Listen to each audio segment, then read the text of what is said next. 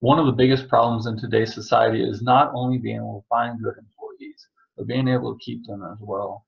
My name is Braden Watson, and along with Diana Hernandez, Emily Menson, Kathleen Krusner, and Blake Solsberg, we will explain how employee satisfaction, commitment, relationship, and fair evaluation are key elements to keeping your virtual team strong. Between the five of us, we have many years of experience in the business industry and key knowledge on each of the four main topics. Again, those main topics are employee satisfaction, commitment, relationship, and fair evaluation. Before we get into those main topics, we want to set an overall foundation for poor working conditions. One of the main things to remember is that your employees are really the major asset to your company. Employee dissatisfaction is going to lead to customer dissatisfaction, and customers are really the key to your business.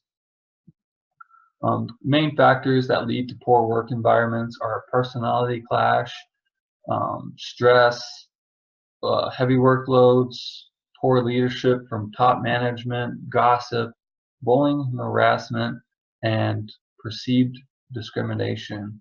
Through this presentation, we will address how to fix these problems.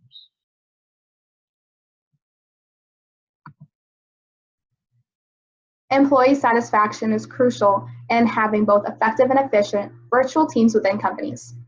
Causes for dissatisfaction include lack of trust among the employees, the technology used to communicate within virtual teams, and the impact that employees may not feel they have on the overall goal of the team. Methods to improve satisfaction include team building exercises, sharing experiences among the employees, and explaining the roles of the employees and how they can contribute to the overall goal of the team. Dissatisfaction within virtual teams can be attributed to a multitude of items.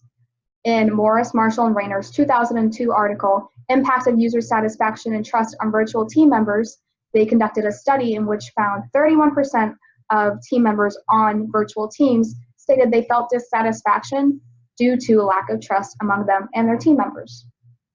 The interface of the technology used is also crucial in having an effective and efficient virtual team. If the employees cannot easily communicate with other team members or accomplish tasks, then dissatisfaction occurs. In Pezo's 2012 article, Conflict Management and Effectiveness in Virtual Teams, he argues that those on virtual teams do not feel they have a high commitment to goals, in which case leads to dissatisfaction. How we can improve satisfaction with virtual teams is numerous as well. We can adapt team building exercises traditionally done within the office to help in gaining the trust of the team members on the virtual team. Team members can also share past experiences which help gain credibility and gain trust as well. Employees' roles can be explicitly explained on how they can contribute to the overall goal of the team in order to better increase the commitment to the overall goal and increase satisfaction. My topic for this project was employee commitment. Employee commitment can be defined as the depth of commitment of team members to work effectively to accomplish the task at hand. One way I thought about increasing employee commitment in the workplace is accountability. Accountability is a simple way to hold everybody accountable, increase group commitment, and the quality of work that you see within that group. The two main points I researched for this project was incentives and deliverable dashboards. The one I'll be focused on today is incentives. Incentives is a program or a formal scheme used to promote or encourage specific actions or behaviors by a specific group of people. Our behavior in this case would be commitment. So group incentives, this way, like I said before, you're gonna be holding everybody accountable. You don't wanna be the person in your group that is dragging everybody down from receiving that incentives. Some ways you would see incentives in a group are groups that do the best job at achieving the most sales, or their ideas used in an upcoming project. So the real question is, do incentives work? Incentive Research Foundation did a study where they found out that yes, indeed, incentives do work in the workplace. For perceived tasks, bosses and managers saw a 27% increase in performance when incentives was the main motivation. Also in team incentives, they saw a 44% increase in performance and quality of work. So yes, I would say incentives are a good way to improve commitment in the workplace. Also, and simply, the rewards for incentives can be a group outing, monetary incentives, personal time off, and schedule priority. Incentives is a simple way to fix a common problem in the workplace. So employee relationships is going to be the topic that I'm discussing today. So what is an employee relationship?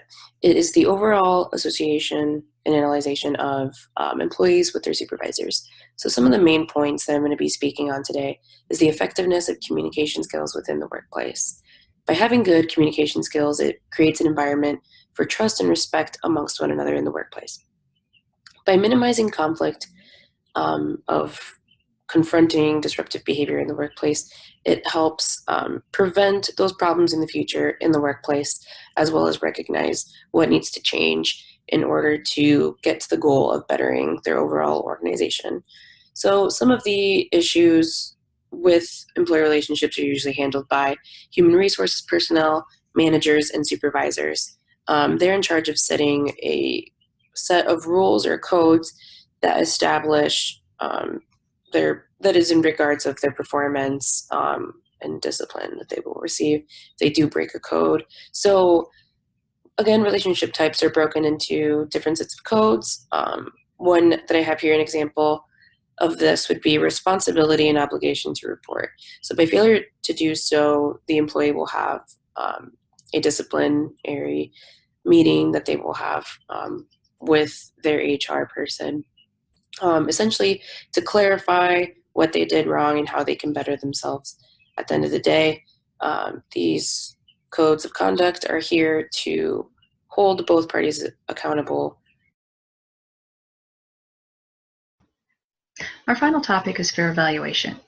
This can be described in two ways: the old environment, in which managers wrote evaluations based on what they could see, and the new environment, which is coming about because of virtual employees in addition to on-site employees, is where the managers have to focus more on the work that's being completed and how it's being completed, and then tie that information along with the teamwork that they've had interactions with to their salary increases, bonuses, and promotions. I found a list of best practices that you can follow, and they're listed here. A couple that I'll mention is not focusing solely on the results. You need to look at the behaviors as well. How did they get those results? And then you want to be aware of unintended consequences. And this would be, if you want a short call time for your customer service reps, be prepared for them to give up some of the customer service skills that you would like them to have, because they're going to try and meet that time frame instead. Some suggestions for success for our company would be to track that employee behavior, the difficulty of the tasks that they work on, and the results. And then make sure that you're addressing both positive and negative situations as they occur. You don't want to go into an annual evaluation and have an employee be surprised by a negative situation that they didn't have the opportunity to correct. You can also get employee buy-in by asking their thoughts on performance metrics that should be included in the annual evaluation. Then when you're writing your evaluations, if you're comparing associate to associate, make sure you're using the same metrics for the people that are doing the same work. You don't want to compare apples to oranges. By implementing these suggestions for success, the employees are going to see both value and fairness in your evaluations, because everything's going to be tied to their behaviors, their skills, and their accomplishments. Thank you. So in conclusion, today we're here to tell you about how we can improve employee satisfaction, commitment, relationships, and fair evaluations in virtual teams. Some of the key points we touched on were team building, shared values, incentives, communication skills, and fair evaluations. Next time one of these issues comes up in your workplace, don't be afraid to show your coworkers or boss this great video for ideas to improve these topics in your workplace. And finally, I'm going to leave you with the quote of the day. Individual commitment to a group effort, that is what makes a team work, a company work, a society work, and a civilization work.